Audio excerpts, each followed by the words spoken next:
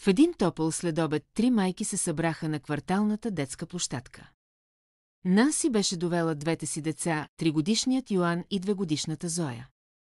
Йоан тичаше напред-назад с безкрайна енергия, катереше се по парзелката и изследваше всяко кътче, докато Зоя вървеше след него с малки крачки, пълна с любопитство и смях. Катя беше дошла с количката на 4-месечния Миладин. Бебето спеше спокойно, сгушено в мекото си одеялце, без да се смущава от детския шум. Деси също бе там с 6-месечната Рая, която будно наблюдаваше всичко около себе си. Очите й блестяха, докато протягаше ръчички към шарените играчки и листата, падащи от дърветата, докато майките седяха на пейката и наблюдаваха. Йоан донесе играчка кола и я остави до количката на Миладин, сякаш искаше да сподели играта си. Зоя се приближи любопитно до Рая и нежно докосна ръчичката а бебето отвърна широка усмивка. Площадката оживя от смях, звънливи гласчета и детска енергия. Майките си разменяха усмивки.